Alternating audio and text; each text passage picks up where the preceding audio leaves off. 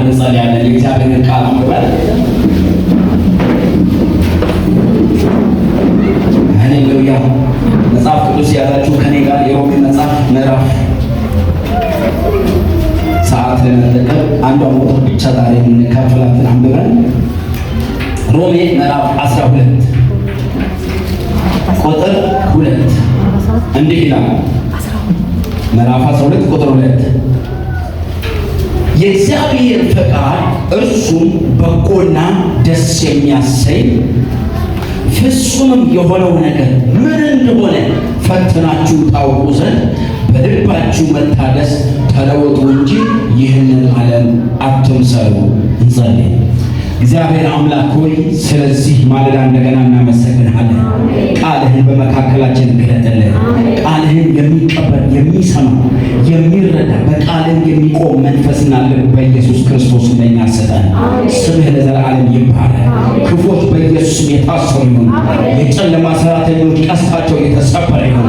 አእምሮ ላይ የተቀመጠ ልክ ያደለ የትኛውም ግድግዳ የትኛውም ግንባታ አሁን በኢየሱስም በቃል ጉልበት የፈረሰ ይሁን። ቃልህን ግለጥልን በኢየሱስ ስም አሜን። ተባረኩ። ቁጭ በሉ። ሮሜ የእግዚአብሔር ቃል ወገኖቼ ታላቅ ትሕትና እንድትጸልዩ እለምናችኋለሁ። ምክንያቱም ቅዱስ ጳውሎስ እለምናችኋለሁ ይላል። ለምንድን ነው ግን የእግዚአብሔርን ቃል ለመስማት ሰው የሚያስለምነው ነው ጥያቄው። ይህን ጥያቄ መልሰው ግን ምን ይላል ጳውሎስ? እለምናችኋለሁ። በምን አይነት ርኅራኄ? በእግዚአብሔር ርኅራኄ። ባለፈው ይህንን ነገር ላሳያችሁ ሞክሬያለሁ። የዛሬ ሳምንት ትዝ ይላችኋል። የእግዚአብሔር ፈቃድ ለእኛ ገነታችን ነው። እስኪ ድምፃ ሰሙና የእግዚአብሔር ፈቃድ በሉ ገነቴ ነው። ሶ ሰፕራይዝ ሪካርድ ተደርጎ ነበርና ስብከቴን መልሼ እየሰማሁ በጣም ነው የተባረኩት። በጣም ነው የተባረኩት። በመሀል አልዋሻችሁም። እኔ ያው ካሪዝማቲክ ስለሆንኩኝ እየጮኩ ነበር የእግዚአብሔርን ቃል ራሴ የሰበኩትን መልሼ ስሰማ የነበረው ምንድን ነው መሰላችሁ? ገነት በምድር ነበረች። ሰው ከእግዚአብሔር ስር ገነት እየራቀች፣ ሰው ከእግዚአብሔር ስር ገነት እየራቀች፣ ሰው ከእግዚአብሔር ስር ገነት ርቃ ሰማይ ላይ ቁጭ አለ። ሰው ያለ ገነት መኖር ስለማይችል ያለ ገነት ሕይወት ለሱ ከባድ ስለሆነ ሲኦልን የሚቋቋም መከራን የሚቋቋም ስቃይን የሚቋቋም በሽታን የሚቋቋም ገላ የለንም ወገኖች።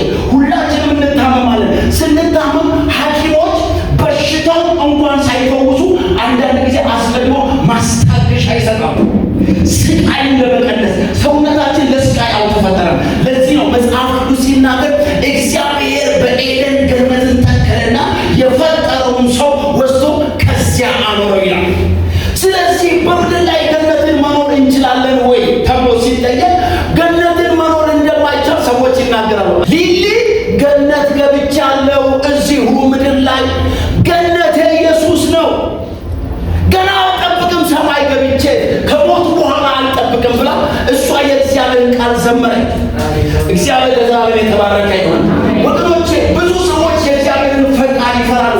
የእግዚአብሔር ፈቃድ ይሁን ካለ ባለፈው እንደነገርኳችሁ እግዚአብሔር ልክ ያይደለ ነገር ቢሰጠን ይመስለናል። ወገኖቼ እግዚአብሔር ውስጥ ክፉ ነገር የለም። ጣውላችሁ አሜን። እስቲ በእግዚአብሔር ውስጥ ማለት ነው ክፉ ነገር የለም። ብቻ ሰማ ጨለማ የለም። በእግዚአብሔር ውስጥ በሽታ የለም። በእግዚአብሔር ውስጥ ባዶነት የለም። በእግዚአብሔር ውስጥ ስቃይ የለም። መልካም ማለት መልካም ማለት እግዚአብሔር መልካም ብቻ ነው ማለት ነው። ስለዚህ እግዚአብሔር ባርኮታችንን እግዚአብሔር ገነታችንን ከሱ ማሩ አስቀመጠን። ሰው እግዚአብሔርን ማግኘት ገነትን ማግኘት ከፈለገ መጀመሪያ እግዚአብሔርን ማግኘት አለበት። መጀመሪያ ኢየሱስን ማግኘት አለበት። በጣም የሚያሳዝነው ግን ሰው ለኢየሱስ ካለው ጥልቅ ጥላቻ የተነሳ ዛሬ በሲኦል ይኖራል። በጣም ያሳዝነኝ ያ ምስኪን ምን አለ እንደ ጓደኛው ቋንቋ አሳምሮ እንደው እኔንም አስበኝ ካለፈ በኋላ እስኪ እኔንም አስበኝ ምን አለበት? ያኛው እየሞተ ያለውን ጌታ አንተ ጌታ ነህ፣ አንተ ንጉሥ ነህ፣ አንተ መንግስት አለ፣ አንተ ኃያል ነህ፣ በመንግስት ስትመጣ እኔን አትርሰኝ ጌታ ነህ። ዛሬ ከኔ ጋር ተቀምጠው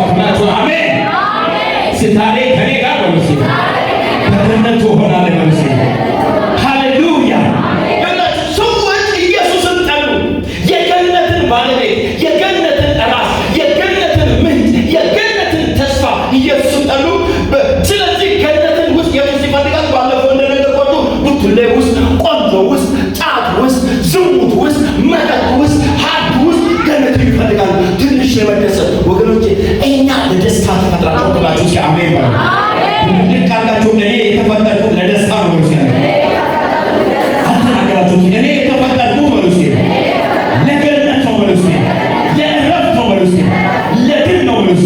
ለክብር ነው በሉ። ሃሌሉያ አሜን። ሳምንቴን አይተናል። ዛሬ በጣም እየጓጓ በምን አይነት እግዚአብሔርን አጥብቄ የለመንኩት እባክህ ስለ መናገር አስተምረኝ፣ መናገር እንድችል እርዳኝ ስጸልይ የቆየሁበትን ይሄን የሮሜን መጽሐፍ ሳስተምራችሁ ወይ ማስተማር ጀምር በልቤ እግዚአብሔር የተናገረው ዛሬ ጌታ እኔ እንዲረዳኝ በጣም ፈልጋለሁ። ለምን በትክክል ማስተላለፍ እንዲችል። ያ ምንድነው? የአእምሮ መታደስ። ሲያንዴ የአእምሮ መታደስ ወይ አንተ ድገሙልኝ፣ አንተ ድገሙልኝ። አሁን ተመልከቱ ወገኖቼ፣ ችግሩ የተፈጠረው እግዚአብሔር ጋር አይደለም፣ ጸጋው ስለጎደለ አይደለም፣ ክርስትናችን ልክ ስላይደለም አይደለም፣ ወይ አንዳንዶቻችን የሆነ ሰው ማይሆን ነገር ይሄ ሰው አልዳነ ወይ ሴት አልዳነች እንደምንለው አይደለም። ሰውየው ድኗል፣ ልጅቷም ድናለች፣ ልጁም ድኗል። ችግሩ ግን አእምሮው አልታደሰም። ሐዋርያው ቅዱስ ጳውሎስ በጣም በጥንቃቄ እውቀት በተሞላ ቋንቋ ይናገራል። ምን ይላል? በአእምሯችሁ መታደስ ተለወጡ። አእምሯችሁ ይታደስ። የአእምሮ ሴታፑ ይቀየር። እንደ አሕዛብ ማሰብ አቁሙ። እንደ አሕዛብ መመላለስ አቁሙ። እንደ አሕዛብ የሕይወት መርህ ውስጥ መመላለስን አቁሙ እያለ እንግዲህ ይህን ነገር ነው በስነ ስርዓት ለእናንተ ለማስተላለፍ ጸጋን የለመንኩት። እንግዲህ ወገኖች እንድትበሉ ለምንድን ነው አእምሮን ማደስ ያስፈለገው? ባለፈው ሳምንት ስንመለከት የእግዚአብሔር ፈቃድ ነው እኛ በምድር ላይ እንድንኖር እግዚአብሔር የሚፈልገው። የእግዚአብሔርን ፈቃድ ካላገኘን ክላስ ውስጥ ክፍል ሙሉ ተማሪ አለ። አንዳንዱ አንደኛ ሲወጣ በሚያሳዝን ሁኔታ አንዳንዱ ከኋላ አንደኛ ይወጣል። አጠገባችሁ ያለው ሰው ከፊት አንደኛ ወጣ ነው። ከፊት አንደኛ ወጣ ነው። የማይሰሙ ማለት ነው። በጌታ ለምናችሁ አራት አይነት ልቦች አሉ አይደል? እናንተ ይሄ መልካም ልብ የተባለ 30 60 100 እጥፍ የሚያፈራ ሆናችሁ የእግዚአብሔር ቃል ነው። እዚህ ቤት ምንም አትቆጣጠሩ ወገኖች። እናንተ ብቻ አምልኩ ዝም ብላችሁ። እስኪ አሜን ነው። አንዳንድ ሰው መቆጣጠር ይፈልጋል። ምን ነገር እንቅስቃሴው ሊከረም ሰባቱ ማስጨነቃችሁ ተው። ሰው እንደተሰጠው ያገለግላል። ስለዚህ አንድ ቀን ገነት ላይ ሁሉ ነገር ይጠናቀቃል። አሜን። እና አምልኩ በደም ኮንሰንትሬት ሆናችሁ ወገኖች የእግዚአብሔር ቃል ስሙ። ምን አእምሮ ማለት ምን ማለት ነው? ከዚህ ሊጀምር አእምሮ እድሳት ከማለት አእምሮ ማለት ወገኖች የሰውን ልብ፣ የሰውን ስሜት፣ የሰውን ፈቃድ፣ በአጠቃላይ የሰውን የአስተሳሰብ ስርዓት የሚቆጣጠር የሰው ማንነት ክፍል ነው። የአእምሮ እድሳት ወይ አእምሮን ማደስ ማለት ነው ህይወትን እንዴት እንደምታስቡ በደንብ ስሙ። ህይወትን እንዴት እንደምታስቡ፣ እንዴት እንደምታዩ፣ እንዴት እንደምትረዱ በጥልቀት በማሰብ ውስጣዊ ለውጥ እንዲሁም አዳዲስ መረጃዎችን መማርና አዳዲስ ወይም አዲስ የአኗኗር ስርዓትን መዘርጋት ነው። ይህንን ልንገሙ። አእምሮን ማገስ ማለት ህይወትን እንዴት ነው የምታዩ፣ ወንድምህን እንዴት ነው የምታየው፣ ምድርን እንዴት ነው የምታየው። ስለዚህ እንዴት ነው ትንሽ ቆይቼ አሳያለሁ። ይሄ ወርልድ ቪው ይባላል ወይ ይሄ ንጽሐ ዓለም ይባላል። ትንሽ አሳያለሁ። ህይወትን የምታይበት መንገድ፣ ክርስትናን የምታይበት መንገድ። ሰዎች ወገኖች ከጌታ ቤት ከዓለም ወደ ጌታ ከመጡ በኋላ በአሮጌው የአስተሳሰብ ስርዓት ቀጥለዋል። ስለዚህ የአእምሮ መታደስ ማለት አሮጌውን የአስተሳሰብ ስርዓት ቀይረን አዲሱን የአስተሳሰብ ስርዓት ፕሮግራም ማድረግ ማለት ነው። እስኪ አሜን ሰምታችሁኛል? አዲሱን አሰራር ዘርዝር አድርጌ ስለማመጣላችሁ ብዙ ሰዎች ቅድም እንደነገርኳችሁ ይዘምራሉ፣ አይለወጡም። ይጸልያሉ፣ አይለወጡም። ለምሳሌ ሲዘመር ሲሰበክ ያለቅሳሉ፣ ግን አይለወጡም። ለምን መሰላችሁ? በአሮጌው አቁማዳ እኔ አዲሱን ወይን ጠጅ ከታለሁ። ከዚህ የተነሳ ሰውየው እኔን ከመስማቱ በፊት በነበረበት የህይወት ስርዓት ጉዞን ይቀጥላል። እለቱ ዓለማዊው የአስተሳሰብ ስርዓት ምን ይላል? ደብድበን ረግጠን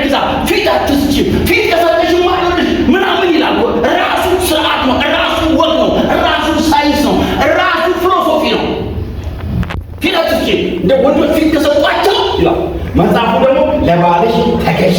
ጮክ ብለውና ሴቶች ብቻ አሜን ማለት ክርስቶስ ቤተ ክርስቲያንን እንደወደዳ ባሎች ደግሞ ሚስቶቻችሁን ውደዱ። አንድ ላይ አሜን ማለት ነው። የአእምሮ መታደስ ማለት ምን ማለት ነው? በጌታ ስሙ የአስተሳሰብ ስርዓታችንን መቀየር ማለት ነው። የአስተሳሰብ ስርዓታችን ሲቀየር እምነታችን ይቀየራል። what we believe የምናምነው ነገር ወይም እኛ ልክ ነው ብለን የያዝነው ነገር ይቀየራል። እምነታችን ሲቀየር ድርጊታችን ይቀየራል። አሁን ተመልከቱ፣ ትምህርቶች በሙሉ ቲዮሎጂዎች በሉ እነዚህ ሎጂ የሚባሉ ነገሮች በሙሉ የሰው ባህሪ ለመቀየር የሰው ለምሳሌ የሚጠላ ሰውዬ እንዳይጠላ፣ የሚሳደብ ሰውዬ እንዳይሳደብ፣ የሚዋሽ ሰውዬ እንዳይዋሽ፣ የማይታዘዝ ሰውዬ እንዲታዘዝ ለማድረግ ነው ጥናቶች ሁሉ ያለው። ወገኖቼ ከጥናቶች ሁሉ በፊት ምርጫ የላችሁ። ወይ ክርስቲያን ናችሁ ወይ ከክርስትና ውጭ ናችሁ። ስለዚህ አስተሳሰባችን ሲቀየር እምነታችን ይቀየራል። እምነት ማለት ምን ማለት ነው? ለምሳሌ ተመልከቱ፣ ሴት እሸትና ቆንጆ አይታለፍም በሚባል ተረት ያደገ አንድ ልጅ እሸት ሲያገኝ ያደርጋል፣ ሀፈፍ አርጎ ይበላል። ቆንጆ ሲያገኝስ መልሶ ያው ካልተሳካ። በሌላ አቅጣጫ ሲሾ ያልበሉት ሲሻር ይቆጫል ማለት ካልካል ይኖራል። አባባሉ ባይታወቅ ይሄ አባባል ብዙ የሚቆጭ ነገር ሳይደለ ብረሳው ችግር የለው እና ምን አለ አንድ ሰው ሲሾም ካልበላ ሲሻር ይቆጫል የሚለው ከልጅነቱ ጀምሮ እንደ ውሃ ሲጠጣ የነበረ ልጅ ድንገት ሹመት ላይ ወጣ። ምን እንደሚያደርግ አስቡ። እዛው ላይ ያለ ድንገት ቸርች መጥቶ ጌታን ተቀበለ። አሁን ምን እንደሚያደርግ አስቡ። ቸርች ከመጣ በኋላ ወገኖቼ በደንብ ስሙ። አንድ ሰው ወደ ቤተ ክርስቲያን ከመጣ በኋላ በህይወቱ የሚጀምረው የሪፎርሜሽን ስራ፣ የተሃድሶ ስራ። እስኪ አሜን። የምን ስራ? እዚያ አካባቢ ድምፅ አይሰማኝም። እስኪ የተሃድሶ ስራ ነው። ስሾምም ስሻለም የሰው ነገር አይበላም። ድብልቅልቅ ቃላችሁ አሜን ማለት ቆንጆ እሸትም እየታየ ይታለፋል ካላችሁ አሜን ማለት።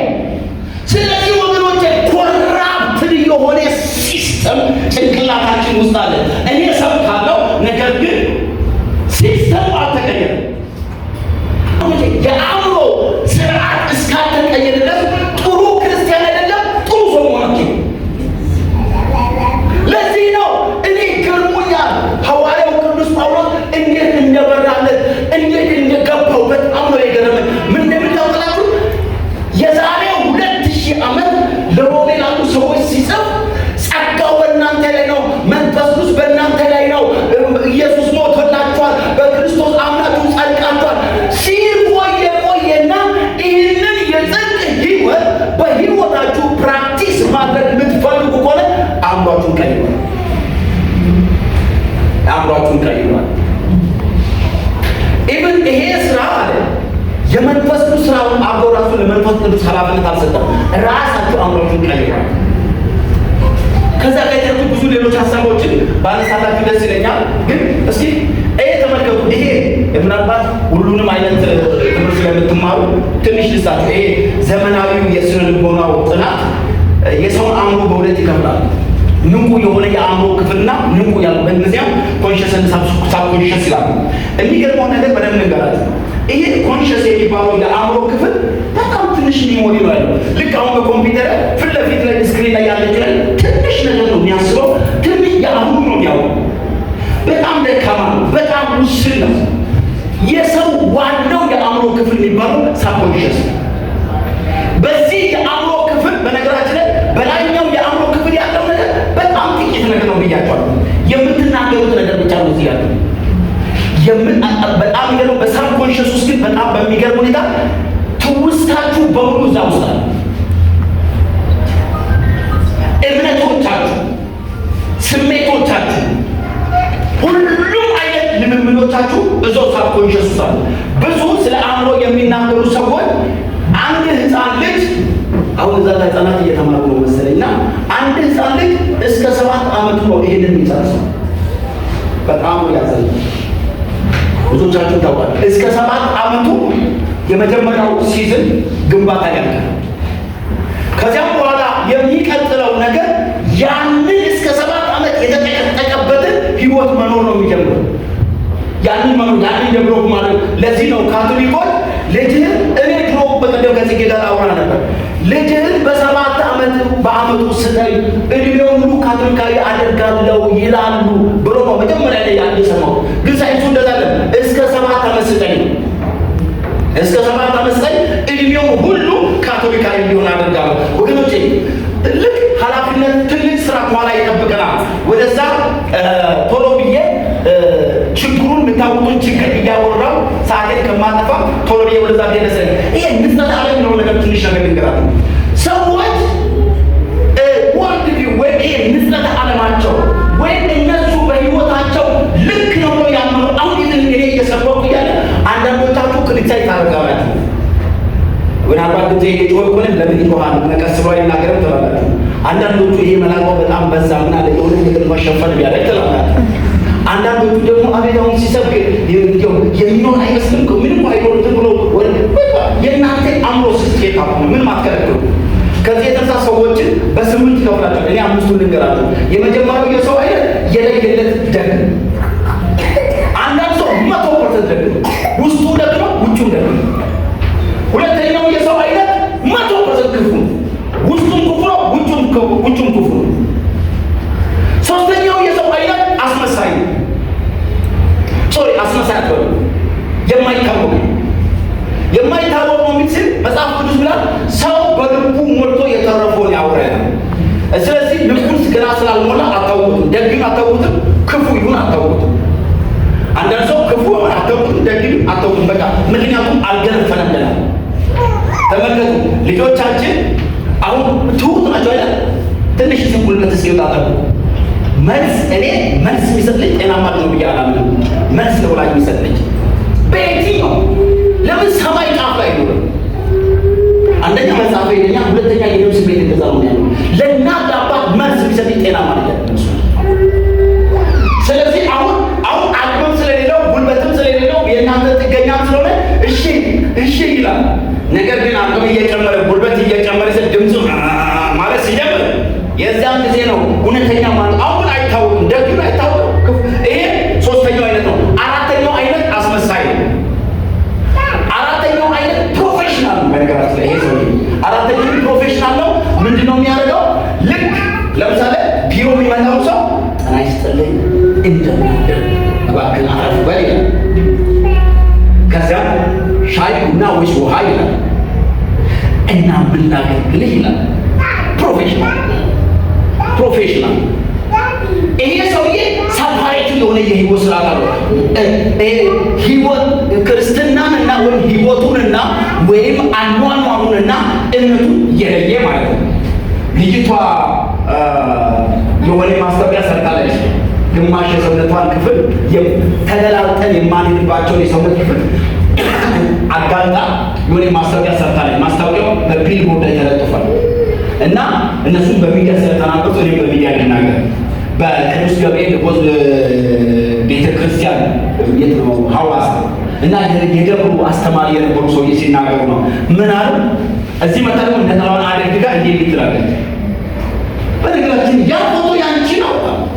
አዎ እቺ ማንቺ ነሽ። አዎ ያማ ይሄ ምን ነው? ያማ ስራ ማለት ያማ ምንድነው ማለት ነው? ያማ ምንድነው? ሰፓሬት ይሆናል፣ ሰፓሬት ይሆናል። እና ሌሎቹ ለእምነት ዝግ ናቸው፣ ዝግ ናቸው። ሌሎቹን እናንተ ከመጽሐፍ ጨምሯለሁ።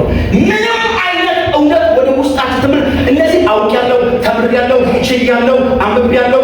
አንድ ሰውዬ አንድ ጊዜ አንድ ነገር ሳነሳለት 1000 መጽሐፍ በእንግሊዝኛ አንብቤያለሁ አለኝ። የሆነ ትንሽ ነገር ላወራው ሞክሬ 1000 መጽሐፍ አንብቤያለሁ። ዳታ ክሎዝ በራቸው ዘግቷል፣ ለጸሎት ዘግቷል፣ ለእምነት ዘግቷል፣ ለጸሎት ዘግቷል። በአውቃለሁ የተሞሉ ናቸው። እንደነዚህ አይነት ሰዎችን መጽሐፍ ቅዱስ ይናገራል። ስለዚህ ንጽሕተ ዓለም የሚባለው ነገር እሺ ተባለች።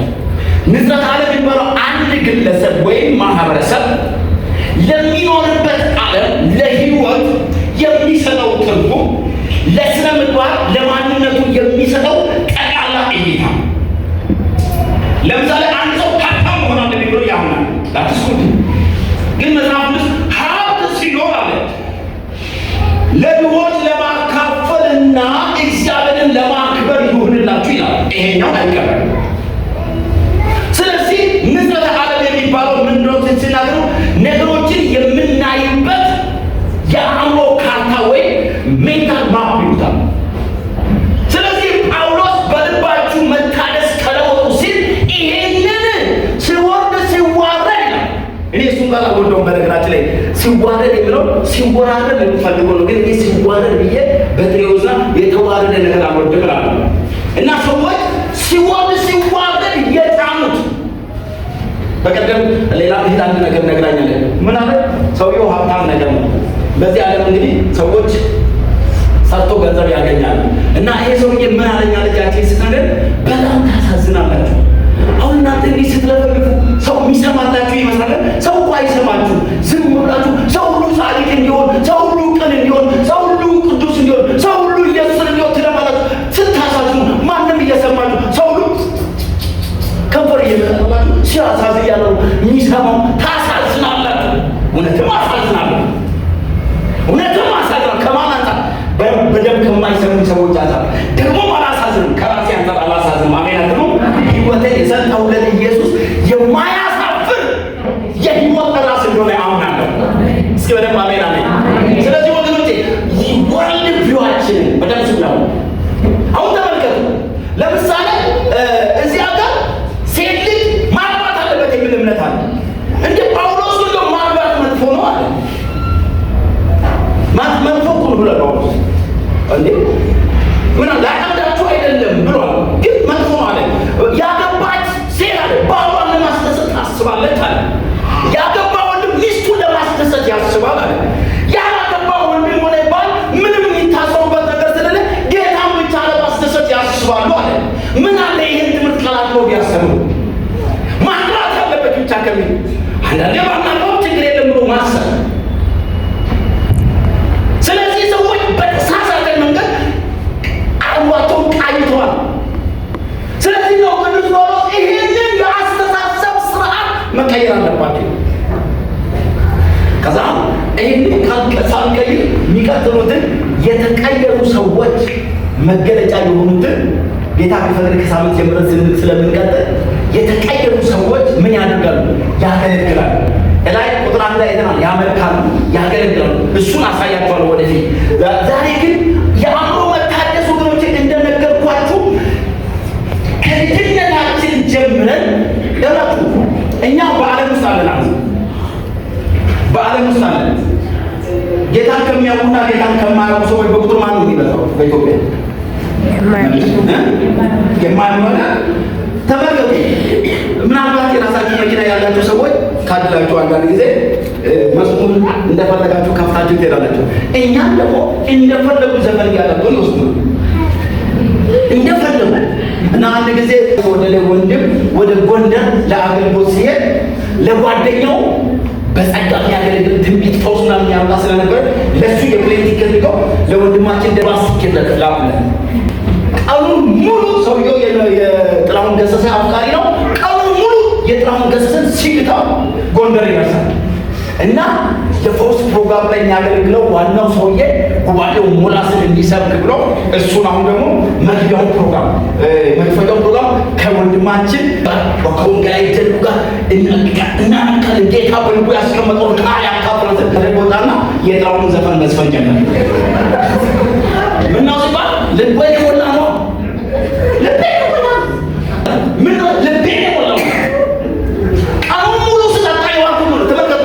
በቢሮ ስትሄዱ የምትጠጡት ሌብነት፣ እዛ ስትጠጡ ማጭበርበር፣ አሁን ከዛ ስትሄዱ የተገላለጠ ሞባይላችን ኮራፕት የሆነ ዙሪያው በሙሉ የተጨማለቀ ሆኖ በምን አቅም ነው ወገኖቼ አምራችን ማስራት የምንችለው? በጣም ከባድ ነው። ስለዚህ በየቀኑ ተመልከቱ 70% ይዙብናል። እንደው አራርቼ ነው የኛ ሰላሳ ይሰጠው በየቀኑ 70% ነው የሚያሰጠው። ደግሞ ቤተክርስቲያን መድረክ ላይ ይህንን የሚኮንን ስብከት አይሰበክም። ከዚህ በዛ እዚህም የሆነ ነገር አለ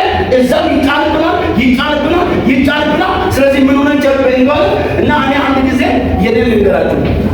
ጊታር ላይ ጫውታል። ጊታር ተጫውቼ አሁን ልጆች እንዳይወስዱ ብዬ ነው እንጂ ጌታ ላመስግን ብዬ መዘመር ጀመርኩ። መዝሙሩን አንድ ሁለት ስሪኝ ብዬ ቆም ብዬ ሳስበው ለካ ያመልማል አባቴ ዘፈና ነው። በዚህ ሲል ታጠጣኛለህ፣ ከተማውን አቋርጬ በእግሬ ነው የሚለው። በዚህ ሲል ታጠጣኛለህ፣ በዚህ ሲል ታጠጣኛለህ። ደግሞ ሊሸሙድም እስቲ ላመስግን ጌታዬን ላመስግን እስቲ ላመስግነው አንድዬ ላመስግነው ስል ይህማ የማነቃ ዜማ ነው ብዬ ግን አለተጫውች ሌላም ታደርጋለህ ምስክር አብቅቼ እንዳላደግማችሁ እና ወገኖቼ አሁን ሰራበት ይጥሩብናል። ደግነቱ እያገኘው ለቅማል እስካለቀማችሁ ተመልከቱ። እሱ ይጥናል፣ ያኛው ይጥማል፣ ሞባይላችሁ ይጭናል። ስለዚህ በምንም አይነት ተአምር ከዚህ ውጥንቅጥ መውጣት የማንችልበት አልባ ውስጥ አለ። ስለዚህ መታደስ አለብን። የመታደስ ቢሆንም ጥቂት ነገሮችን ቶሎ እየነገራችሁ የመጀመሪያው ወደዚህ የመጀመሪያው ምንድነው ማድረግ አለብን? መታደስ እንደሚያስፈልገን እንመን። እስኪ ድምጻችሁ እዚህ ጋር ትንሽ አንድ አስተካክል ካለ ድምጻችሁ እስኪ መታደስ አለብኝ በሉ። የአስተሳሰብ ስርዓቴ ልክ አይደለም በሉ። እንደ አሕዛብ እያሰብኩ ነው በሉ። አሁን እንደ ክርስቲያን ማሰብ ይጀምራሉ በሉ። አሁን መጀመሪያ ወገኖቼ መሳደብ፣ ማማር፣ መዋሸት፣ ማጭበርበር ወገኖቼ ክርስቲያናዊ እሴት አይደለም፣ ክርስቲያናዊ ባሉ አይደለም። ይሄ ማወቅ አለብን። አክሰፕት የግድ እንደ አሕዛብ የአኗኗር ስርዓት የቦታቸው ጫፍ እስኪታይ ድረስ የሚለበስ ልብስ አለ አይደል? አዎ ተባለ። እኔ ብቻ ያለው ልታስመስሉኝ ብቻ ያለው እና ሜዳ ላይ ስላለ ልጆች ያያሉ፣ ፊልም ያያሉ፣ ድራማ ያያሉ፣ ሰዎች ሲሳሳቡ ፊልም ላይ ያያሉ። ሌላ ልጆች ያያሉ። ልጆቻችሁ ምንም አያውቁ የቅዱሳን መላእክት ቁርጥራጭ አድርጋችሁ እንዳታስቡ። በ7 ዓመታቸው ሴክስ ልጆች ጀምረዋል። እኛ ደግሞ በጣም ጨዋ መልአክ እንዲህ ይቀበል ወገኖች ልጆቻችሁ ጠብቁ፣ ንገሯቸው እና ያንን አይነት አለባበስ ለብሰው ሙሽሪትና ሙሽራ ቃል ክዳን ይሰጡ። ደግሞ ተመልከቱ፣ አንዳንዶቻችሁ ሜካፕ አላይባችሁ በጣም ታምራላችሁ። ተመልከቱ፣ በሆነ ጌጥ ተቀብቶ ምርቅ እና እንደዚህ ሆኖ ያስፈራል። እንደውም አንዲት ጋር በጣም ቆንጆ ተመርቃ አስፈራችኝና በጌታ ነገር ይመራሱ እና በኋላ ፓስተሩ በቸዋዘ ነው መጀመሪያ ታጠቡ፣ ሁለተኛ ጃኬት ደርቧል፣ አለዚያ አላጋባችኋል። በዚህ ማለት ራቁታችሁን እንደዚህ ናችሁ አላስቆማችሁ ማለት ወገኖቼ። ይሄ የዓለማውያንን አስተሳሰብ ሃይማኖት ገብቶ ቸርች ገብቶ እያመሰል ነው። ምንም አይጠቅም። ከጠቀመ እናሉ ምንም አይጠቅም። ልጆችን ማይጠቅም፣ ወጣቶችን ማይጠቅም፣ ቤተክርስቲያንን ማይጠቅም ቆሻሻ እጅፍ ነገር እነሱ ካልኩሌት አድርጎ ሪሰርች አድርገው ግብ አስቀምጠው ያደረጉትን መገላለጥ እዚህ ቤት ኃይል ጠፋና ግልጥ። እኔ ወላይታ ሶዶ እኖር ነበር። ወላይታ ሶዶ ስኖር እኛ ቸርች ሸዋዬ የምትባል የኤኳይ አባላት ሸዋ ጸጉሯ ሙሉ በሙሉ ሽበት ነው እና ሸዋ ድንገት ጌታን አገኘች። ጌታን ይሄ የሴቶች ሱሪ ከመምጣቱ በፊት ሸዋ ሁሉ ጊዜ ሱሪ ነው የምታውቀው። የወንዶች ራምብሌር፣ ከፋይ፣ ፍሪዘር የሚባሉ የድሮ ሱሪዎችን ነው የምታደርገው። አሁን ጌታን ተቀበለ። ጌታን ከተቀበለ ብዙም ታጥቆ ደግሞ ጌታን ማገልገል ለማገልገል ፈለገ። ጌታን ለማገልገል ስትፈልግ የእኛ ቸርች ሽማግሌዎች አሁን ተጨነቁ። ለእሱ ሱሪ ለእሷ ሱሪ ማለት ቀሚስ ነው። ምንም ልዩነት የለውም እና ምን ይሻለው? ተጨንቀው እንዴትም አማክረው አረ እንደሱ ካሁን ሄዳ በአንድ ጊዜ ጋር 4 ጉድ ሰዓት መጥተዋል። እንደው ተናገ በኋላ ሱሪ የለመደው ይሄ በኋላ ፋሪ ነው ምትሉ ቅዱን እየቀደቁ እያሰቀው መከራዬን አየሁ ሲልም ልጄ ለበሱኛል። በኋላ እኔ አዲስ አበባ መጣሁ። መጥቼ ከአንድ ዓመት ብቻ ቆይቼ ወላይታ ሶዶ ሴት ቸርች በኩል በሱ ይተባለ መገቡ ቤቱ ወይ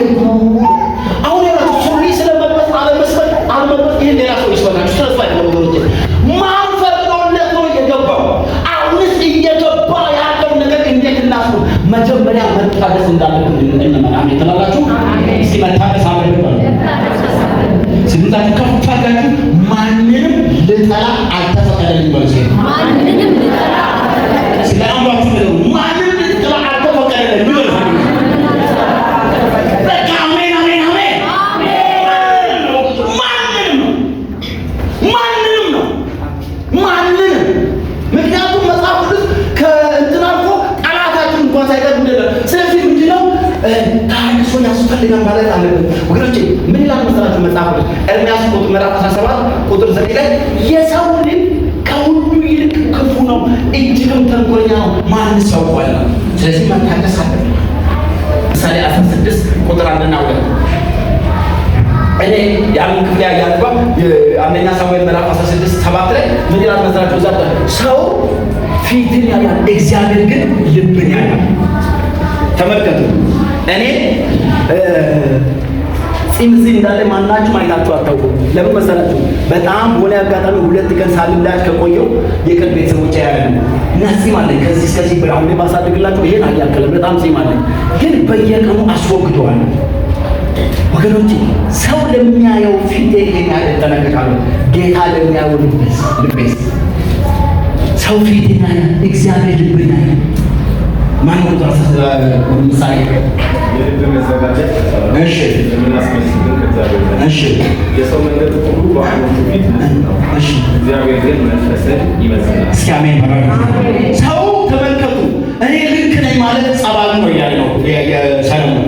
ሰው ልክ ነኝ ይላል፣ ልማዱ ነው። ሰው ልክ ነኝ ይላል፣ ነገር ግን እግዚአብሔር መንፈስን ይመዝናል። ስለዚህ መታደስ እንዳለብን ማመን አለብን። ሁለተኛው አሁን በደንብ ተከታተሉ። ሁለተኛው ምንድነው?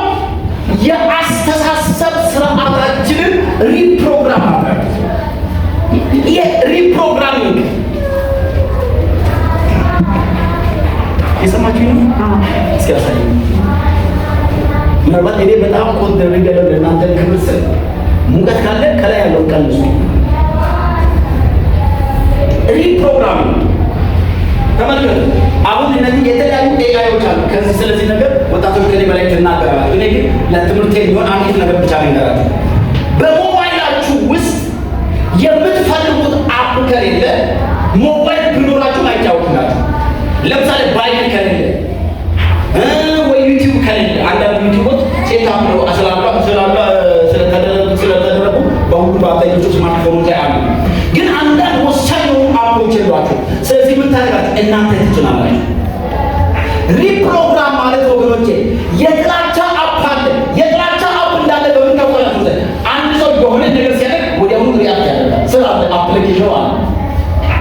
አሁን ምን ታደርጋላችሁ? ወደ አምባችሁ ውስጥ ገቡና ይሄንን የጥላቻ አፕ ፎርማት ታደርጋላችሁ። አሜን በሉ። አሜን። እስኪ አሜን በሉ። አሜን። የጥላቻ አፕ ፎርማት ታደርጉና በጣም ላፍ የምን አዲሱ የክርስቶስ አፕ ይጀምራል። አሜን። ይሄ ደግሞ በአንድ ጀንበር የሚፈጽም አይደለም። ስራ ይጠይቃል ወገኖቼ። አንዳንድ ሰዎችን ይቅር ለማለት ሳምንት ፈጅቶብኝ ያውቃል። በኋላ እንደው አንድ ሰው አስተማረኝ። አንዳንድ ሰዎችን ይቅር ብያቸው ነው፣ ግን ባየኋቸው ቁጥር የሆነ የተደረገብኝ ነገር ያቆሰኛል። ስለዚህ ምን አደርጋለሁ? ለካ ለዚህ ነው ሐኪሞችን አንዳንድ ሰው እንደገባ መርፌ ሰጥቶ መድኃኒት ሰጥቶ ሂድ ይላሉ። አንዳንድ ሰው ያስተኛል። ሳምንት ካስተኙ በኋላ 7 መርፌ ያዛሉ፣ 14 መርፌ ያዛሉ። ለምን? ተመላላሽ ሕክምና ያስፈልጋል። ስለዚህ ሪፕሮግራም መደረግ ዊዝ ለሰከንድ ልክ ከሞባይላችሁ በቀላሉ ደህንነታችሁ እንደምትሉት አይደለም። አእምሯችን አንዳንድ ቨርዥኖች አሉ፣ አዳዲስ የመጡ አፖች በድሮ ቨርዥን አይቀበልም። ይህ ነው ስለ አይ የምታውቁ ልጆች ቶሎ ገብቷል ከኔ በተሻለ ሁኔታ። ለምሳሌ አንድ ታብሌት አለ እኛ ቤት እና እንትኑን ዩቲዩብ ምንድነው ዩቲዩብ ቻናሉ አሁን አይቀበላል። ምን ነው ስባል ኦልድ ነው ቨርዥኑ አለ። ስለዚህ አለ መጣ ነው ያለ አማራጭ ምን በጣም ያሳስብ ነገር። አንዳንድ ጭንቅላት ላብ የሚለውን አባ አይቀበልም። አሁን ዛሬ በኢየሱስ እንችላለን። ጨኩላቱ አሜን ነው። ላብ እስኪ ፍቅር በባል ጊዜ መዋደድ በሉስ፣ ይቅርታ በሉስ፣ ደግነት በሉስ፣ ቅንነት በሉስ፣ ምህረት በሉስ። እነዚህ የማይቀበሉ ማይንድ ሴት አቆጣም። ስለዚህ ዛሬ ፎርማት እናደርጋለን። ጮኻቸው አሜን።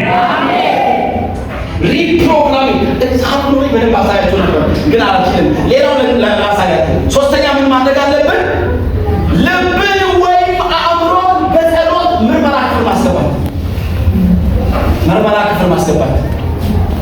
መዝሙር 139 23 መዝሙር 51 10 ሌሎችን እዛ ቦታ ላይ ዳዊት እባክህ መርምረኝ ይላል። ያገኘ ሰው መዝሙሩን እንዲያነብ ደስ ይለኛል። ዳዊት ምን አይነት ቅን ሰው እንደተቀረጸ በቀደም ሰውየው ከኔ ጋር ባስ ውስጥ እየሄደ ጤነኛ ሐኪም ቤት እየሄዱ ነው አለ። እኔ ለዛ ጤነኛ ብሆን ሐኪም ቤት አለ እና ሰውየው ግን ሐኪም ቤት መሄድ ያለበት ጉዳይ አለ። እስኪ መዝሙሩ ያገኝ ማንም ያነበው ቁጥር ተናገርኩ ቁጥር 23 እስከ 20 እንዘከፍ አቤቱ መርምረኝ። እስኪ አቤቱ መርምረኝ ማለት ነው። አቤቱ መርምረኝ። አንዳንድ ሰው መመርመር አይወድም፣ ግን መመርመር አለብን። ይሄ ወሮቼ ገና ለሳ እያመቻቸው ነው። ይሄን አምሮ እሺ፣ አቤቱ መርምረኝ። እሺ፣ ልቤንም እወቅ። እስኪ ልቤንም እወቅ ነው። እስኪ እሺ፣ ፈትነኝ፣ ልቤንም እወቅ። እሺ፣ በደሌን በእኔ ውስጥ ልታገኝ እይ፣ ምንም መንገድ ምራኝ። እስኪ በደንብ አሜን በሉ። ይሄ መርምረኝ አቤቱ። ታውቃላችሁ፣ አሁን ተመልከቱ፣ ሀሳብ የሚመረምር ማሽን አልተፈጠረ። እስካሁን ደም የሚመረምር አለ፣ ሽንት የሚመረምር አለ፣ ሌሎች ክፍሎች የሚመረምር አለ። ነገር ግን የሰው ሀሳብ እያሰበ ያለው የሚመረምር ማሽን የለም። ስለዚህ እባክህ ሀሳቤን መርምር፣ ልቤን ፈትን፣ እባክህ እወቅ። ድንገት አለ ይህ ቫይረስ ገብቶ ከሆነ ኃጢአት ማለት ቫይረስ ነው። ኃጢአት ቫይረስ ገብቶ ከሆነ እባክህ የህይወትን መንገድ የዘላለምን መንገድ ምራኝ። ዝም ብለህ ለቫይረሱ አሳልፈህ አትስጠኝ። ይብልልን ካላችሁ አሜን። ሶስተኛው ትንሽ ላውራት። ሶስተኛው በእግዚአብሔር ቃል ቀዶ ጥገና ማለት ዕብራውያን ምዕራፍ 4 ላይ ትንሽ ላሳያችሁ ወገኖቼ። በቃሉ ሰርጀሪ ልባችን እንዲደረግ የማትፈቅዱ ከሆነ ባለፈው አስተምራለሁ ስለ ልብ ቀዶ ጥገና። ልባችን በጣም አደገኛ ደረጃ ላይ ይደርስብናል። ሰዎች ይሄ የምንከተለው እምነት ወገኖች ሃይማኖት አይደለም፣ በእውነት አይደለም። እንደዚህ የሚያስጮኸኝ ነገር ምንም ነገር የለም። ምንም እኔ 28 ዓመት አገልግያለሁ ወገኖች። ከዛ ከ17 ዓመት ጀምሬ መድረክ ላይ ስሰብክ ነበር ያደግኩት። ለእኔ አያቴ ጭምር ነው የቤተክርስቲያን አገልጋይ። አያቴ ማለት የልጆቼ ቅድመ አያቴ የቸርች መጋቢያ ናቸው። ለእኔ ማገልገል መስበክ ወገኖቼ ብዙ ብርቅ ነገር አይደለም። በጣም በጥንቃቄ ቃሉ ሰርጀሪ እንዲያደርግ እስኪ አሜን። ማን ምን እንዲያደርግ ምናችንን አእምሯችን ሰርጀሪ እንዲያደርግ ተመልከቱ። እዚህ ጋር ዕብራውያን ምዕራፍ 4 ቁጥር 12 እስኪ አብረን የእግዚአብሔር ቃል ሕያው ነውና የሚሰራም ሁለትም አፍ ካለው ሰይፍ ሁሉ ይልቅ የተሳለ ነው። አሁን የመጀመሪያው ነገር ያዙ ይተቀጥላል። የእግዚአብሔር ቃል ሰይፍ ነው። ሌሎችም ሳስለለ እያነራው ሰይፍ ነው። ሰይፍ ከትንሿ ዳቦ መቁረሻ ጀምራ ሰይፍ ነው መቁረጥ ነው። አሁን መጣና ባለፈው ማሳይተው የብሉይ ኪዳን መስዋዕት በሰይፍ ነው የሚታረደው። የአዲስ ኪዳን መስዋዕት ደግሞ በሰይፍ ነው፣ በቃሉ ሰይፍ ነው የሚታረደው። ስለዚህ ይሄ ሰይፍ ምን እንደሚያደርግ ትንሽ አምሮ ሪፕሮግራም እያደረገ ነው። ነገሮች የተያያዙ ናቸው። ቃሉ ምን እንደሚያደርግ አሁን እንመልከት። ለመጀመሪያ ምንድን ነው የሚያደርገው? ነፍስንና መንፈስንም ነፍስንና መንፈስን በሉ እስኪ አንድ ጊዜ ይሄ እንዳይደግማችሁ ይለናል። እስኪ ነፍስንና መንፈስን በሉ። እሺ ጅማትንና ቅልጥምንም እስኪለይ ድረስ ይወጋል። አሁን ተመልከቱ፣ ቃሉ እንዲወጋ ፈንክሽኑ አሳይቷል። ብዙ ሰዎች ቃሉ እንዲወጋቸው አይፈልጉም። ሰይፍ ሲባል ኔጌቲቭ ስለሆነ ገዳይ አራጅ ነገር ስለሆነ ሰዎች ሰይፍ ሲባል ይደነግጡና ከዚያም ደግሞ ይወጋል ይልና ምንድን ነው የሚወጉትን? መንፈስንና ነፍስን ሳፋር ያደርጋል፣ ይለያል። መንፈስንና ነፍስን ሰባሪ ሲያደርግ ሲለይ የሚሆነው ነገር አሳያቸው ወገኖች። የብዙዎቻችን ህይወት ቃሉ ነፍሳችንን ብቻ እያነቃቃ ቸርች ውስጥ ቆይተናል። በጌታ በኢየሱስ ፍቅር ላይ ለምናቸው አንድንች ነገር አሁን ዘማሪዎች አትዘኑ፣ ሰባኪዎች አትዘኑ፣ እዚህ ስብከት ሲሰበክ የምታለቅሱ ድብልቅልቅ እንደኔ የምታረጉ ሰው በሙሉ አትዘኑ። ግን መስመር ውስጥ እንድንገባ ቃሉ ምን ያደርጋል? ቃሉ አንዳንድ ጊዜ መንፈሳችንን ጋር ሳይደርስ ነፍሳችንን ያነቃቃል። ነፍስ ውስጥ ስሜት አለ እንደምታውቁ ተመልከቱ። አሁን እዚህ እንኳን እየሰበው አንድ የማይሆን ቃል ብናገር አሁን የብዙዎቻችሁ ፊት እሱ ይለወጣል በነፍስ ስለምሰሙ። ቃሉ ግን ምን ያደርጋል? ልክ ይወጋና መጀመሪያ ነፍስንና መንፈስን ያያል። እስኪ አሜን አሜን። ብዙ ቸርቾች ነፍሳዊ አገልግሎት ነፍስ የሚሸት አገልግሎት ያገለግላሉ። ነፍስ ውስጥ ሶስት ነገር አለ: ስሜት፣ ፈቃድ፣ እውቀት። ነፍስ እኔነቴን የምትወክል የማንነቴ ክፍል ናት። መንፈሳችን ውስጥም ሶስት ነገር አለ: ፌሎሺፕ፣ ደመ ነፍስና ህሊና የሚባል ነገር መንፈሳችን ውስጥ አለ። የነፍስ ስራ ግን ነው ብዙ ጊዜ ስለሚወራ ቸርቹ በሙሉ ጉባኤው ስለነፍስ ስለሚያወራ እሱ ነው እረዱ። በመንፈስ ፌሎሺፕ የሚባለው ከእግዚአብሔር ጋር ተራክቦ የምናደርግበት ነው። አምልኮ የምናመልክበት ነው። ደመ ነፍስ የሚባለው ረቂቅ የሆነው ነገር የምናውቅበት ነው። መንፈስ ቅዱስ በእኛ ላይ ሲያል ረቂቅ የሆነው ነገር የተሰወረው ነገር በኋላ የሚገጥመን ነገር በውስጣችን ማወቅ ምንችል ነው። ሰዎች አንዳንድ እሱን መገለጥ ይላሉ። መገለጥ ይሄ አይደለም። ይሄ ደመ ነፍስ ነው። በነገራችን ላይ አሕዛብ ራሱ በደመ ነፍሳቸው በጣም ኮንሰንትሬት ቆሙ የረቀቀ ነገር ማወቅ ይችላሉ። አሕዛብ ግን አይቶ ያውቁ አገኛ መሬት ላይ ጠብ አይቶ ያውቁ። ታዲያ ጌታ የላቸውም። እንዴት አውቁ? በደመ ነፍሳቸው። ህሊና ደግሞ አለ። ህሊና ወትዘው ዘራይ ወላዘው ልክና ልክ ያይደለው ነገር የሚለይ ነው። በጣም የሚገርማችሁ ነገር የእግዚአብሔር ቃል መጥቶ መንፈሳችንን ከማግኘቱ በፊት በር ላይ ቆማ መንገድ የምትከለክለው ማለት ነፍሳችን ናት። ስለዚህ ቃሉ እየቀጠቀጠ የስሜትን ድንበር ይሰብርና አሁንም እየቀጠቀጠ የፈቃዳችንን ድንበር ይሰብርና እውቀት ሆኖ ህይወታችንን ሲቆጣጠር ይሄ አሉታዊውን አስተሳሰብ ማቃጠል ይችላል። ቸኩላችሁ አሜን ነው። በብዙ ሰዎች ውስጥ ቃሉ ወደ ውስጥ አልገባም። ስለዚህ ውጭ ስሜት ላይ አሞቆን አስጨፍሮን በቃ ይሄዳል። ታውቃላችሁ ቤቴ ለምረለ ተሳለኛ አልመለስም ወደ መቅደሱ ውስጥ ገባለሁ፣ ወደ መገኘቱ ውስጥ ገባለሁ። ስለዚህ ቃሉ ምን ያደርጋል? ስሜትን ያነቃቃል፣ ስሜትን ያስደስታል፣ ሞቅ ያደርጋል። ባለፈው እንደነገርኳችሁ ቃሉ ሰይፍ ነው፣ ቃሉ ማር ነው፣ ቃሉ መዶሻ ነው፣ ቃሉ ወተት ነው፣ ቃሉ የዕለት እንጀራ ነው። ሰዎች እንጀራ ማሩ ጋር ወተቱ ጋር ብቻ ነው። ቃሉ ግን ያደርጋል ወደ ውስጥ ገብቶ መንፈስና ስሜትን መለየት። እስኪ አሜን ነው። ጅማትና ቀንደምን የሚለውን ትንሽ ላሳይ ነው። ይሄ በጣም ኮምፕሊኬት የሆነ የመጽሐፍ ቅዱስ ክፍል ነው። ምን ማለት ነው? ምን ለ20 ዓመት ሳገለግል ያልገባኝ ነው። ይኸውላችሁ አሁን አጥንት ጅማት አጥንትን ከአጥንት ጋር የሚያጣብቅ ነው። ቅንጥም ያለው ውስጥ ነው፣ መቅደው ያለው ውስጥ ነው። ሶሪ መቅደው ያለው። ስለዚህ ውስጥ ያለው የሚጣፍጠው ነገር ወደ ውጭ እንዳይወጣ አጥንት ይከለክላል። ስለዚህ ታውቃላችሁ ብዙዎቻችሁ ዶሮ ከበላችሁ በግብ ከበላችሁ ውስጥ ያለው መግደል መምጣት ትፈልጋላችሁ ወይ? ስለዚህ ቃሉ ምን ይሰራል? ይሄንን ትዕቢተኛ የሆነውን ማንነታችን እንደ አጥንት የጠነከረው ቃሉ ደግሞ ይሻላል። እስኪ በደንብ አሜን በሉ። እላችሁ በእሑድ ስብከት ቃሉ አይቀጠቅጥም። በእሑድ ስብከት አለ ቁጭ ብላችሁ ስራዬ ብላችሁ ተመልከቱ። ስለ ቢዝነሳችሁ እንደምትሰሩ ቁጭ ብላችሁ መጽሐፍ ቅዱስን ስታጠኑ ቃሉ እየሰረጸ እየወረደ ሲጮህላችሁ አሜን በሉ። በትንቱ ያወጣና ቆሻሻው ከውስጥ ማውጣት ይችላል። እስኪ በደንብ አሜን አሜን። እስኪ አሜን አሜን። ሰርጀሪ ተሰርታችሁ የምታውቁ ሰው ታውቃላችሁ።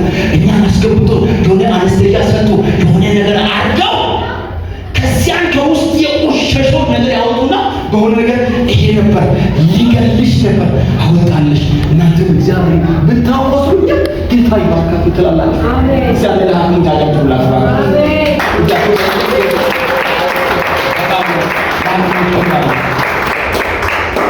ይሄ ነበር ሊገድል የነበረው። ይኸው ማለት ጳውሎስ ሰጡ እኛ መልሰው ሊገድል የነበረውን አውሬ አያችሁ።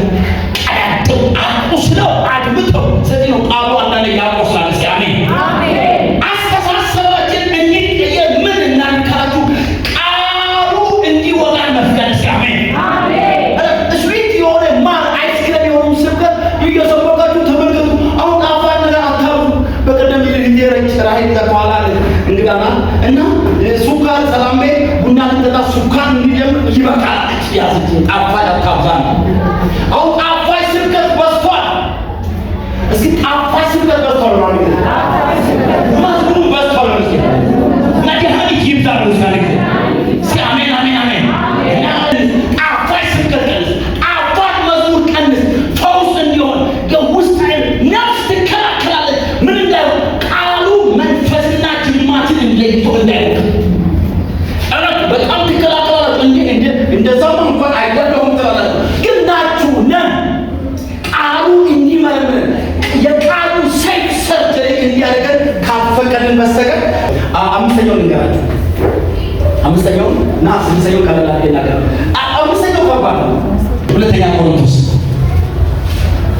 ምዕራፍ 6 ስለ ምዕራፍ 10 ከቁጥር 3 ጀምረስ ቶሎ ብለን በሰው ልማድ ምንም እንኳን የምንመላለስ ብንሆን እንደ ሰው ልማድ አንዋጋም። የጦር ዕቃችን ሥጋዊ አይደለምና ምሽግን ለመስበር ግን በእግዚአብሔር ፊት ብርቱ ነው። የሰውንም ሐሳብ በእግዚአብሔር እውቀት ላይ የሚነሳውን ከፍ ያለውን ነገር ሁሉ እናፈርሳለን። ለክርስቶስም ለመታዘዝ አእምሮን ሁሉ እንማርካለን።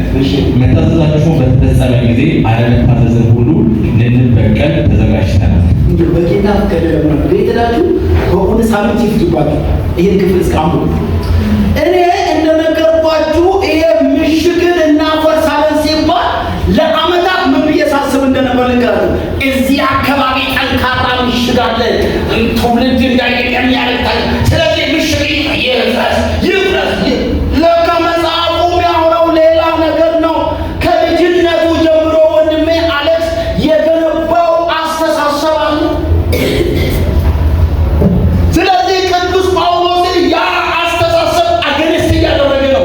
ጳውሎስን አሁን እዚህ ቦታ ስትቃወሙ የሆነ ነገር ቤተክርስቲያን የሆነ ነገር ስታወሩ ልክ ያይነ ነገር ስታወሩ ልክ ያይነ ግንብ ነው እየረበሸ ያለ ልክ ያይነ ግንብ። ስለዚህ ጳውሎስ ምን ይላል? አሁን እኔ በአምስተኛ ግንባታን ማፍረስ ነው። እስኪ አሜን። ምን ማፍረስ? እስኪ ግንባታን ማፍረስ ነው። እስኪ እናፍርሳለን ማለት ነው። የተሳሳተ ግንባታ ከቃል ነገር ታውቃላችሁ ወገኖቼ። በእናት አሁን ይሄ ሳይኮሎጂ በጣም ነው ልቤን ነገር እናት ሆድ ውስጥ ያለው ህፃን ልጅ ስብከት ይሰማል። ታውቃላችሁ ሐኪሞች እዚህ ያላችሁ መጠጥ እናት ስትጠጣ ይጠጣል፣ ወሬ ስትጠጣ ይጠጣል፣ ሐሜት ስትጠጣ ይጠጣል፣ ልጁ አልኮል ስትጠጣ ይጠጣል፣ ሲጋራ ስትጠጣ ያጨሳል። ስለዚህ መዝሙር ስትሰማ ይሰማል፣ ጫት ይሰማል። ስታወሩ ወገኖቼ እጅ የለውም ምናልባት እግር የለውም ምናልባት ብዙ ቦታ መንቀሳቀስ አይችልም፣ ግን መንፈስ አለው ህፃን ነው። እስኪ ማለት መንፈስ አለው። ስለዚህ እኛ ምናወራው ለመንፈሱ ነው።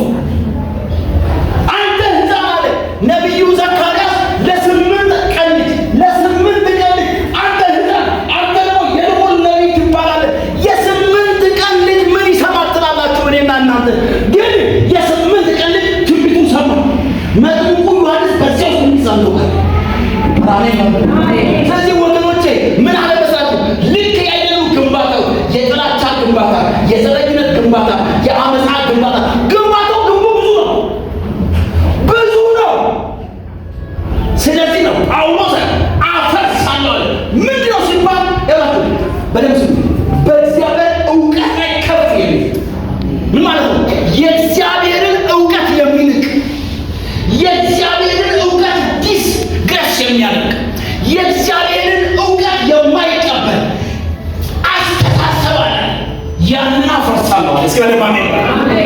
ለካ ከባዱ ሰይጣን ጠንቋዩ አይደለም፣ በኔ አእምሮ ውስጥ ያለው አስተሳሰቤ ነው። ሲጆቻቸው ታላቁ ጠላቴ ነው። በሉ ታላቁ ጠላቴ በሉ ሰፈሬ ላይ ያለው ጠንቋይ ሳይሆን በሉ አእምሮዬ ውስጥ ያለው አስተሳሰቤ ነው በሉ ዛሬ በሉ በእግዚአብሔር ቃል በሉ ሲያፈርሰው በሉ ሃሌሉያ። ህፃናት ሆናችሁ አንዳንድ ትንቢቶች አሉ። ይቅርታ ያው እዚህ ቸርች ስላሉ አውራ አንዳንድ ትንቢቶች ይኸውልህ አሌክስ ከአያት ከቅድመ አያት ከሰባቱ ቤት ተያይዞ የመጣ ስራህና ነገርን ያበላሽ ነው ጌታ መጣው። ይሄ ድሮ ነው የተመጣው። አሜን አሜን አሜን አሜን አሜን አሜን እኔ እዚህ ቸርች እንዲያየት ቢስበላ አሜን ባቱ ደስ ይለኛል። አሜን ክርስቲያን እላችሁ ታድሎ አሜን መጽሐፉ ነው ያለው። ትልቅ ነገር ይመጣል። አንዱ ልጅቷን ብራት አዲስ ክርስቲያን እና አምስተኛ ፎቅ ላይ ነው የሚኖሩት።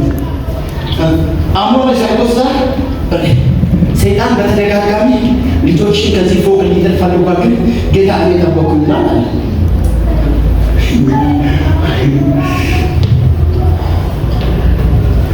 ትንሽ ቆይና የዛሬ 8 ዓመት በድቆዳ ተሰብቶ አንቺን ያጠፋሽ ትዳርሽን ይበትን የነበሩ መንፈስ ጌታ በት ይላል። 8 ዓመት ያልሰራው መንፈስ ተሰርቶ ሆነ ማለት እስኪ ባባከታ እንዴ በእግዚአብሔር ቃል ነው ቃላቴን ሁሉ ሲያሸንፋል ነው ተናገራለሁ ሲያናገረኝ የተናገርኳችሁ ሰዎች ካላችሁ ደም ቀን ለበቃል ነው ላይ በትንቢት 100% አምና ግን ይሄ ትንቢት አይደለም። ቀን ጨዋታ ደግሞ የሚገርመው ነገር ሁሉ የሰይጣን አገልግሎት ይሰጣሉ። እንደዛ አይነት ሰባኪ በነገራችን ላይ ስለ ራሱ ብዙ የሚያወራና ስለ ሰይጣን ብዙ የሚያወራ ሰባኪ አትሱ። እኔ አገልጋያችሁ የምትቀበሉ ሰዎች ካላችሁ የእኛ ቸርች ፓስተር ነው ያለው ብላችሁ ስለ ራሱ ብዙ የሚያወራ እኔ በዚህ ወጥቼ በዚህ ገብቼ ሽባት ትሬ ሁራ ብቻ ታምር ዘርቼ አገር ገብቼ ምናምን አድርጌ ወይ ካበዛ መጽሐፉ እንዲህ ይላል። እኔ ስለ ሰው አላወራም ፈጽሞ አላወራም። ስለ ኢየሱስ አላወራም እያለሁ እስኪ በደንብ አሜን በል። ስለ አላወራም። ሁለተኛ ቆሮንቶስ አንደኛ ቆሮንቶስ ምዕራፍ ምድራው እኔ ያው የተሰቀለው ክርስቶስን ብቻ ነው ማወራ ምን እናፈርሳለን አእምሮ ውስጥ ያለው ሀሳብ መሽጎ ጳውሎስን አላስገባው። አንተ ሐዋርያ አይደለም አንቀበልም፣ አንደውምና አንተ አሳዳጅ አይደለም፣ ከየት መጥተህ አንተ ጴጥሮስ አይደለም። ይሄንን ሀሳብ አፈርሰዋለሁ። በምን እስኪ በቃሉ ነው በቃሉ ስለ የመጨረሻው ነገራችሁን አንዘን እኔ ሃይላይት መሰጠዋል። ጎበዞች ናችሁ፣ እዚህ ላይ ቆማችሁ አንብቡ። የመጨረሻው የልብና የአእምሮን ክፍሎች በጥብቅ ጥንቃቄ ማስተካከል። ቅድም ስለ ቃሉ እያወራሁ ያልነገርኳችሁ አለ። ቃሉ ይወጋና ቆሻሻውን ያስወግድና በበጎ ነገር ደግሞ አእምሮን ይሞላል። አሜን። በበጎ ነገር፣ በድንቅ ነገር፣ በመልካም ነገር፣ በፍቅር ነገር አእምሮን ይሞላል። አሁን ደግሞ ስድስተኛው ላይ የመጨረሻው ሰባተኛ ላይ ግን ስድስተኛው ምንድነው? በጥንቅ ጥንቃቄ ክፍሎች ሁሉ ማስተካከል። የስሜት ክፍል መጠበቅ አለበት። የነፍስ ስሜት የፈጠረው እግዚአብሔር ነው። የስሜት ክፍል መጠበቅ አለበት። የነፍስ ክፍል መጠበቅ አለበት። የመንፈስ ክፍል መጠበቅ አለበት። የአእምሮ ክፍል መጠበቅ አለበት። ያልተጠበቁ ክፍሎች ላይ ቃላት ገብቶ እንዳይጫወትባቸው። ብዙ ሰዎች ቅኖች ናቸው። ቅንቅኖች ግን ያሰቃያቸው። ያን እንዳሉ የልብ ክፍል ይጠበቅ፣ የአእምሮ ክፍል ይጠበቅ። እስኪ አሜን አሜን። መንፈስ ይጠበቅ፣ ስሜት ይጠበቅ። ስሜት ዝም ብሎ ስሜት በጣም አደገኛ ነገር ነው። የስሜት ልጓም መንፈስ ቅዱስ ብቻ ነው። የስሜት ልጓም የተባለው መንፈሱን ካጠባችሁ እዛም እዚህ ያደርግና የሆነ ትንሽ ሰው ያደርጋል። ልክ ወንድማችን ቅዱስ ዳዊት እንዳውራል ትንሽ ሰው ያደርጋል ስሜታችን። ስለዚህ ምን መጽሐፍ ልባችሁን አጥብቃችሁ ጠብቁ የሕይወት መውጫ ከእርሷ ነውና ይላል ምሳሌ መጽሐፍ ምዕራፍ 4 ቁጥር 23። ስለዚህ ወገኖቼ ብዙ ነገር ስለተናገርኩ አጠር አድርጌ ልከልስላችሁ አይስ አምስቷን ስድስቷን ብቻ ተናግሬ እንጸልያለን። እንድታስታውሱ ያጻፈውን ጽፋችኋል። ላጻፉት ነው። የመጀመሪያው ታድሶ እንደሚያስፈልገን እንመን። ሁለተኛው ሪፕሮግራም እናድርግ። ሶስተኛው ለምርመራ እንቅረብ።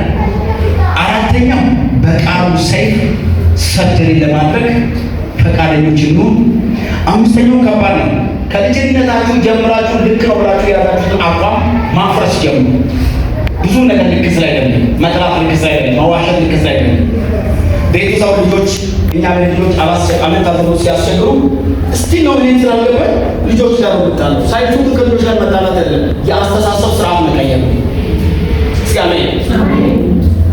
አሁን እዚህ ቤት ተናግረን ያልተሳካልን ነገር ልንገራችሁ። 3 ሰዓት መጣችሁ ሰንበት ትምህርት ተማሩ። ተናግረን ጮኸን። ምክንያቱም አንዴ አጀስት አድርጋችሁ አጀስመንቱ 4 ሰዓት ቸርች መጣችሁ አጀስት አድርጋችሁ ዛሬ ያን አጀስመንት በኢየሱስ ማፈሻው አሜን። ይሻል ለዚህ ፕሮግራም አለ። እስኪ ፕሮግራም አለ። ቸርች የሚመጣው ማለት ነው 3 ሰዓት ነው። 3 ሰዓት አልነገራችሁ። አንዳንዶቻችሁ አሽፏቸው ላይ ይቻላል። ፊደል ወዲያ ልጅ እዚህ ያላችሁ አይቻለ። እስኪ በሉ የቸርች ፕሮግራም የሚጀምረው በሉ እስኪ 3 ሰዓት ነው። 3 ሰዓት ንገሩኝ። የቸርች ፕሮግራም የሚጀምረው 3 ሰዓት ነው። ከቸርች ፕሮግራም መቅረት አስተዋይነት አይደለም፣ መንፈሳዊነትም አይደለም፣ ብስለትም አይደለም። ንገሩት። በኋላ ከጆታችሁ ሰባቴ ንጋውን እኔን አክብራቸው ለራሳችሁ ንገሩ። ከዛ 3 ሰዓት አናቱ ላይ ትገኛል። ባሌና አከብራለሁ። እስኪ በሉ ባሌና አከብራለሁ በሉ ሚስቶች። አንዴ ያከባችሁ ያላከባችሁ ተቆላችሁ። እስኪ ባሌና አከብራለሁ በሉ። ሚስቴን ወዳለሁ በሉ። ለቤተሰብ ታዛለሁ በሉ። አስራቴን እሰጣለሁ በሉ። አገለግላለሁ በሉ። እታመናለሁ በሉ። አንዳንዶቹ ሰምቻለሁ። ለመሰላችሁ አንድ ጊዜ አንድ ወንድማችን እና አንድ ምርቃት ስነ ስርዓት ላይ እሳቸው አስመራቂ ሆኖ ተገኝቶ ሰዎች ተመራቂዎች ቃል ይገባሉ። እነዚህ የተመረጡት እናንተ ቃል አይደለም። የሙያ ስነ ምግባር በሚፈቅደው መሰረት የዋሁ ቃል ሲገባ ያኛው ወላሂ ሰርቃለሁ ሞት እንዴ ሰርቃለሁ የምን የሙያ ስነ ምግባር። ስለዚህ እናንተ እስኪ እጆቻችሁን አንሱ ከኔ ጋር ቆሙ። ሃሌሉያ ቆሙ። እግዚአብሔርን ቃል እንዳከበራችሁ እግዚአብሔር ያከብራችሁ። ሲያሱ ልጆቻችሁ ከኔ ጋር ምናልባት ትረሳላችሁ ስለምትልን ሁላችሁም የኔም ነው ወገኖች ማስታወሻ ላይ የሆነ ያካፈላችሁ ሁሉ የተናገርኩትን አላስታውሱ፣ ግን ጥቂት ነገር ከኔ ጋር ማለት በየማለዳው ጸልያለሁ፣ መጽሐፍ ቅዱሴንም አነባለሁ፣ እግዚአብሔርን አልሰርቅም በአስራቴ እታመናለሁ፣ ለቤተሰቤ እታመናለሁ፣ ባለኝ ጸጋ አገለግላለሁ። እጆቻችሁ እንዳነሳችሁ ተናገሩ። እነዚህ 2 ደቂቃ ለእናንተ ያነሳችሁ